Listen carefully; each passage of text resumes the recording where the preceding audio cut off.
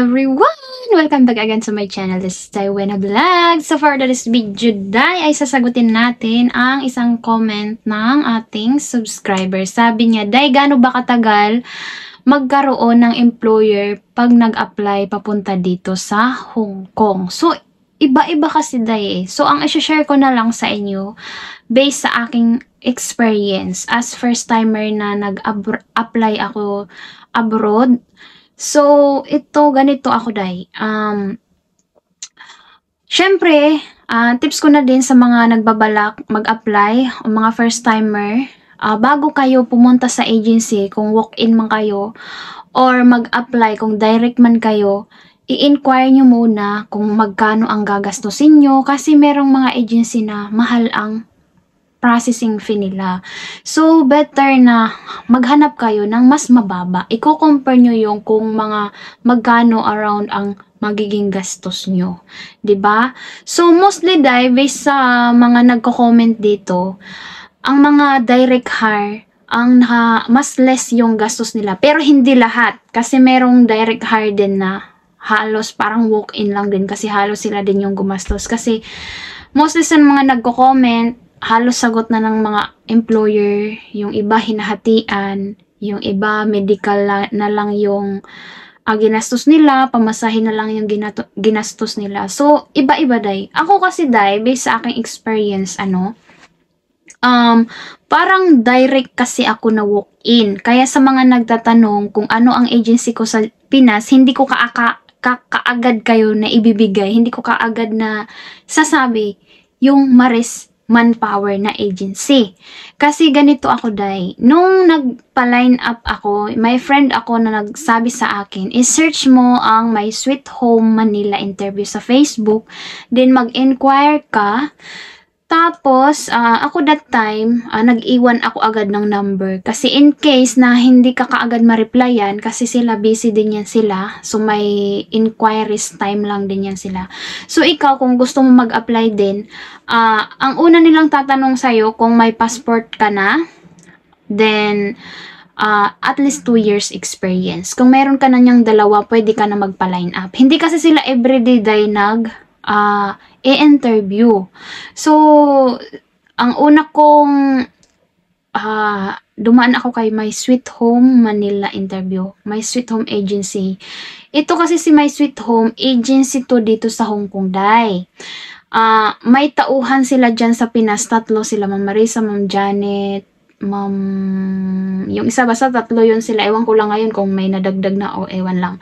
Wala kasi ako dyan contact sa kanila. So, ang ginagawa ko sa inyo, sa pag-share ko, magkaroon kayo ng idea kung paano kayo magkaroon ng employer. So, nung nagpa-line up ako, nung tinanong ako, ganyan, tinawagan ako, tinanong ako kung may passport na ba ako, may at least 2 years experience na ako. So, okay na ako doon. Then, ganito, may interview kami December 16, 2020. 2020, year 2020, hindi pa sure, December 16, 2020. Ayan, may interview kami. Magpa-line up ka. Ganyan, pumunta ka sa ganito, ganyan. So, ako, Day, kasi, yun, unang salang ko kasi hindi ko rin expect na magkakaroon ako agad ng employer. So, ang unang interview doon, Day, ay broker interview. Ayan. Kailangan mong maipasa doon. So, meron din tayong isang subscriber na nag-comment, Day, nakailang interview na ako, hindi pa rin ako makuha-kuha. So, bigyan ko kayo ng tips. Paano natin makuha yung attention ng employer. Kasi importante, Day, tulad nito sa in-applyan ko, kasi parang walk-in na direct nga siya. Madami kayong magpapa-line up. Madami kayong i-interviewin. Dati 15, akala ko madami na nga yun. Pero may lumalagpas pa sila ng 30 plus, umabot na ng 90. May isang subscriber ako na nag-comment na 90 daw sila halos. Sabi ko, paano kayo natapos nun? So, tips ko sa inyo, agahan nyo pumunta para hindi kayo mapunta sa dulo. Kasi kahit sa top 10, makapasok ka sa top 10, at least may matatandaan sa inyo ang employer. So, sa sagot day, kailangan may matandaan sila sa iyo. So, based sa experience ko, day, siguro, kasi una niyan, ang interview ay broker interview. Not sure lang ako ha, kung while ini-interview tayo ng broker, may nanonood sa atin na employer. Dati, may nagsabi na meron nga daw. Kasi, pagkatapos nyo kasi interviewin lahat na nang pumila niyan sa araw na yan, sasabihin sa inyo kung may pumili sa inyo na employer. So, lucky day kasi isa ako sa napili. O, diba? Mga ex-abroad yung mga kasabayan ko. Isa ako sa napili, may nagpumili sa akin na amo. So, sa pangalawang interview day, ay, yun, employer interview. Ano naman kami nun? Kanang, tawag lang. Yung broker, video call. Yung employer, tawag lang siya.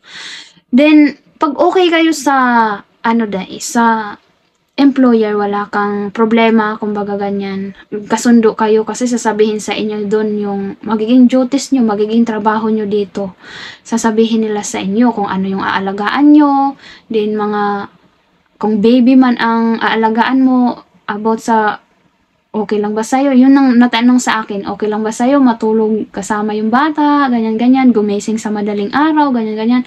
Anong ipapakain mo sa bata kung mag-start na siya kumain, anong month siya mag-start kumain, then pag nagkasakit, ano ang dapat mong gawin, mga ganyan. So, mayroon nag-comment din sa atin dyan. So, ang sagot ko dun, day, kailangan mo i-inform agad yung amo mo na napansin mo na may lagnat, din temperature mo siya, yun nga may lagnat, i-inform mo na yung amo mo, yun yung una mong gagawin.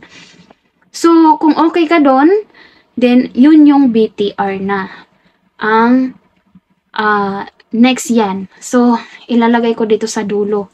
So, bigyan ko kayo ng tips, ang mga sagot para in case man, iba-iba kasi day ang takbo ng interview niyan. Kasi iba-iba naman yung employer at iba-iba din yung sagot. So, kumbaga, paano ba?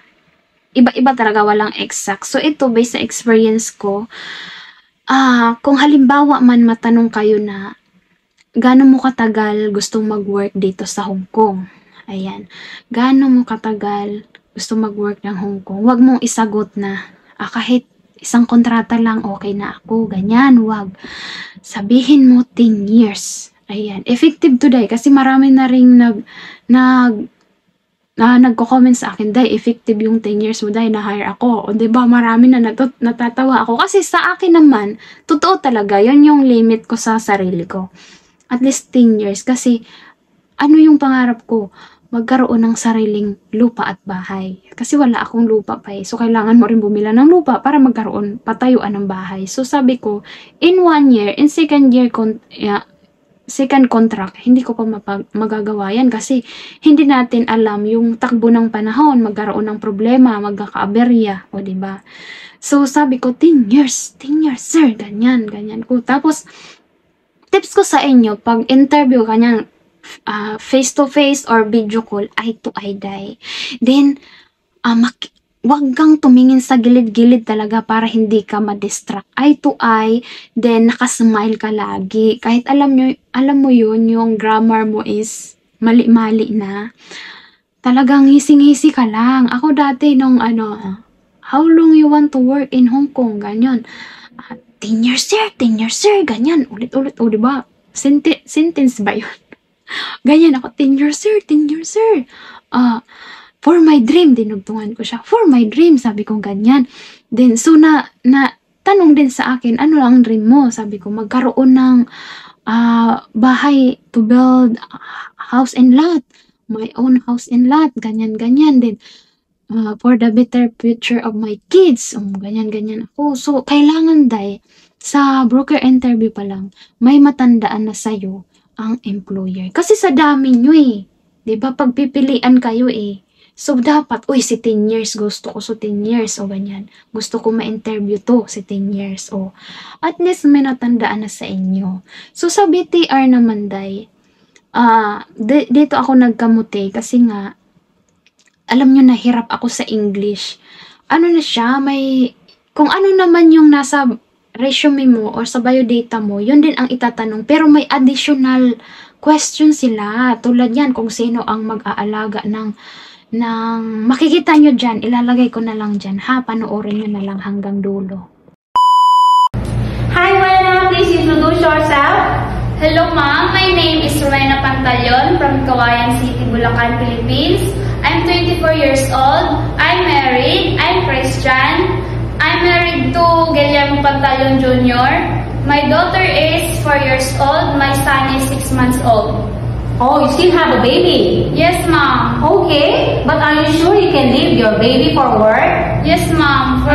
For the better future of my 2 kids. Okay, for your kids' future. Yes, ma'am. But who will take care of your baby if you work in Hong Kong? My auntie Teresita Elisan po.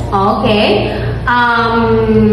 How about your husband? Your husband is also working. Yes, ma'am, as a factory worker. Okay, then how much you earn every month or every week?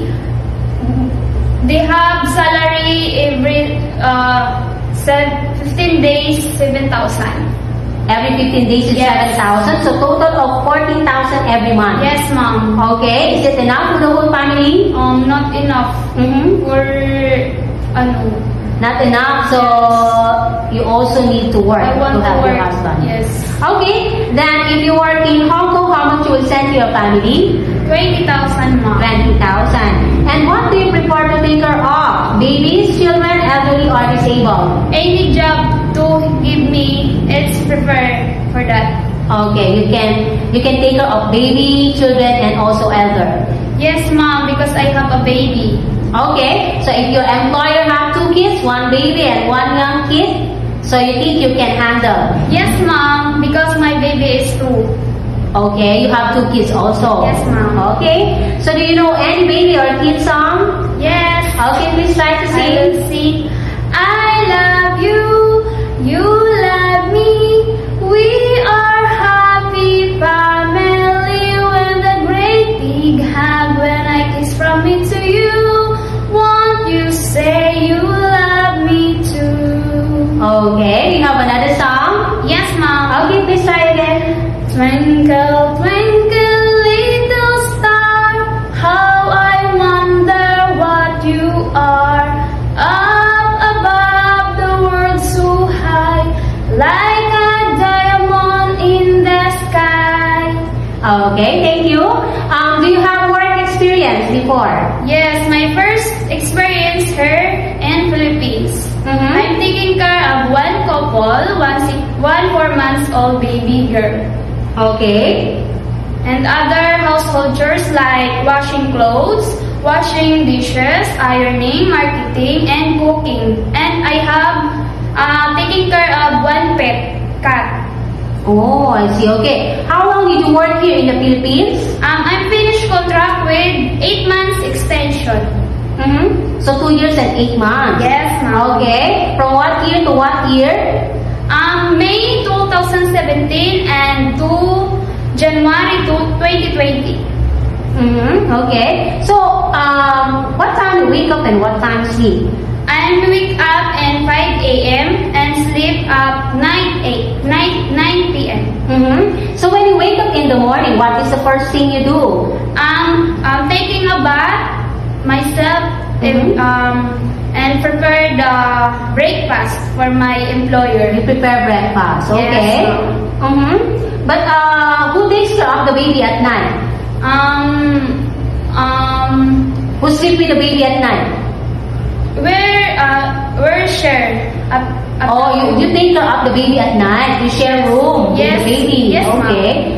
But in the morning you prepare breakfast, right? Yes. So how's the baby? The baby is sleeping. Oh, okay. So if the baby is sleeping, then you prepare breakfast. Yes, ma'am. Okay. How about lunch and dinner? Do you also cook for lunch and dinner? Yes, ma'am. Okay. Do you think your cooking is good? Yes, ma'am. Wow. So your employer finishes their food every time you cook? Yes, ma'am. Wow. Okay. Have you tried cooking Chinese food before? No. It's only Filipino food. Filipino food only. Yes. But are you willing to learn how to cook Chinese food? I'm willing to learn. Okay, that's good. How about your day off? Do you have day off? once a month only. Yes. Okay. How about do you know how to make milk? Yes, ma'am. Okay, please show me how. First of all, you must. This is the bottle is clean and sterilized. Okay. And put the milk and hot water here in the bottle, and you shake like this. And you try the temperature is good to feed the baby. Okay. Yes. Then, if you made a very hot milk, what will you do? I put the cold water. Then I check that if the water is the milk is. You will put in a cold water. Yes. Okay. So can you try to feed the baby? Okay. Make sure the baby is like this. Okay. And you feed the baby until he or she is full. Okay. So after feeding the baby, what will you do next? And you put her your shoulder and rub this gently until he birth. Until the baby gets birth. Maybe for how long? How many minutes? Depend of baby. It depends on the baby. Yes. Okay. Until the baby gets birth. Yes. Okay. Then what are the usual reasons why the baby is crying? The baby's crying. Check the diaper and check the baby's hungry and not feeling well. Okay. So if the baby is not feeling well, then what will you do? Check the temperature of the baby. If the temperature is 37 above, the baby is have a fever that you need to inform your madam or sir. Okay, you will inform your employer immediately. Okay, then if you need to change the diaper of the baby, but the baby keep on moving and moving, so how will you change the diaper? Before you change the diaper, you play the baby and give some toys. Okay. And so you can change the diaper. Yes. Okay. Maybe how many months when the baby's first teeth will come out? 6 months. 6 months. Okay. Then what happened to the baby if she's starting to have teeth? She have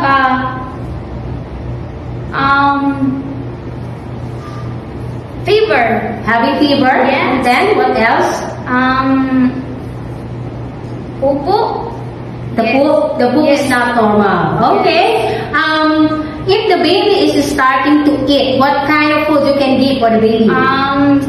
Cerelac, vegetable like potato and carrots, banana, apple, some healthy food. Okay. How about taking a bath of the baby? Do you know how to take a bath of the baby? Yes. Okay, please show me how. You first prepare the needs like diaper, clothes, and towel. Okay. And make sure that water is not too cold and not too hot. Okay. So, nakita nyo yung BTR ko. Ayan.